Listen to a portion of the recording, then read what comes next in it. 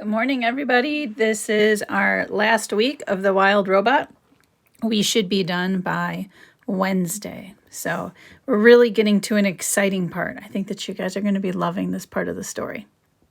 Chapter 68, The Ricos. The airship approached from the south like some giant migratory bird.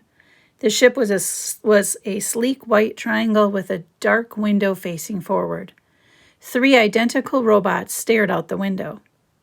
The robots resembled Roz, but they were bigger and bulkier and shinier. The word Rico was lightly etched into their torsos, followed by their individual unit number. They were Rico 1, Rico 2, Rico 3. The Ricos flew in a low circle around the island.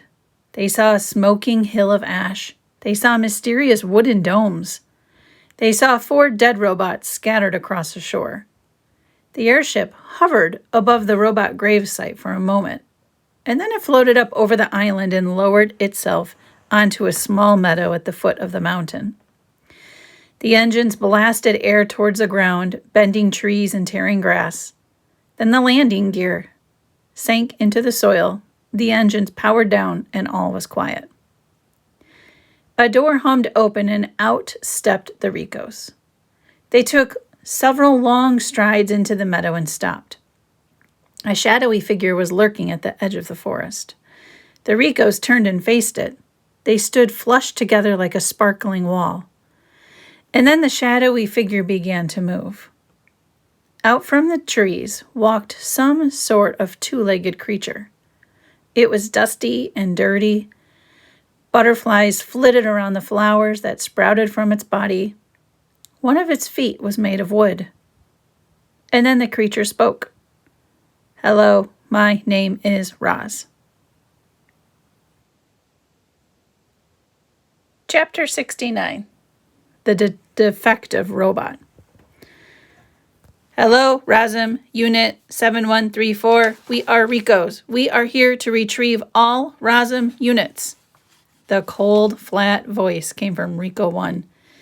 He and his partner stood absolutely still and kept their glowing eyes locked on their target. "There are 4 others," said Roz, "but they are dead." "We have already located the remains of the other units," said Rico 1. We will collect them later. Now, come with us." The 3 Ricos motioned Roz to the airship, but she didn't move. "Where have you come from?" she said.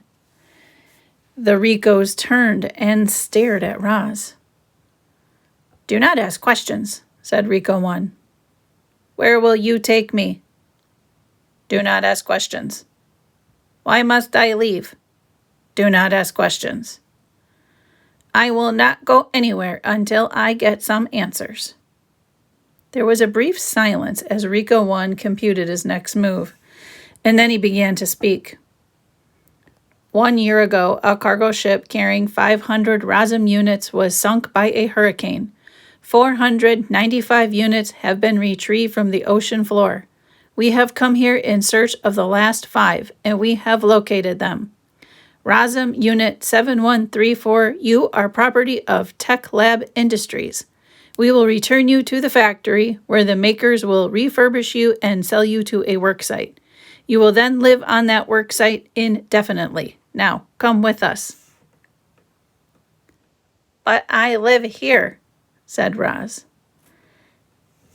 "That is incorrect. RASM Unit 7134, any further resistance of proof of defectiveness, and we will deactivate you."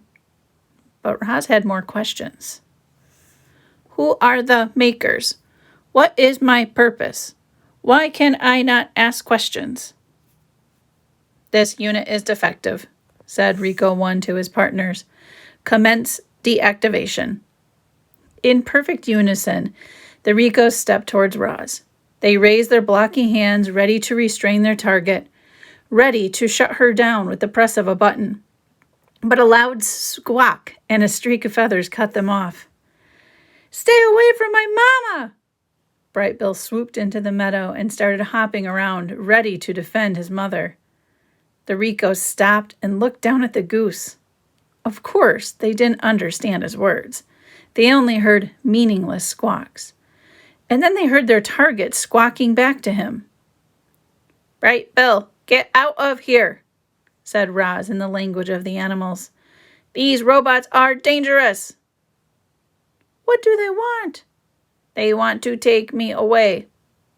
The Ricos stared at their target, trying to understand why she was exchanging noises with a goose. And then new noises began rising up. Rustling and shrieks echoed from the forest. Animals were gathering. Their wild voices called out to one another. "Roz needs our help.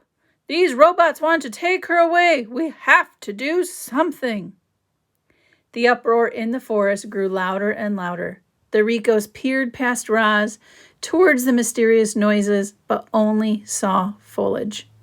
Suddenly, shadows swept across the meadow, and Bright Bill's flock dove into the Ricos. The geese furiously flapped and pecked and wrapped their wings around the robots' faces, clinging to the Ricos like feathery masks, distracting them, blinding them. Bright Bill turned to his mother.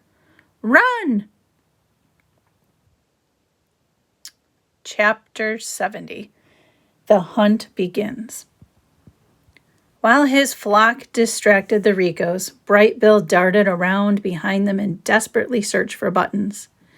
He had once shut down his own mother with a click, and now he would do that same thing to the intruders.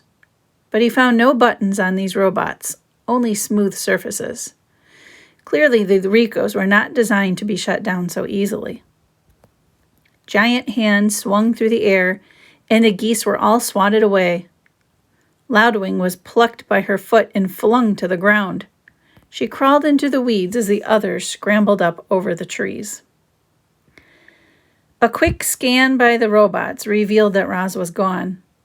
The three Ricos turned and marched back to the airship. The door hummed open and the robots disappeared inside.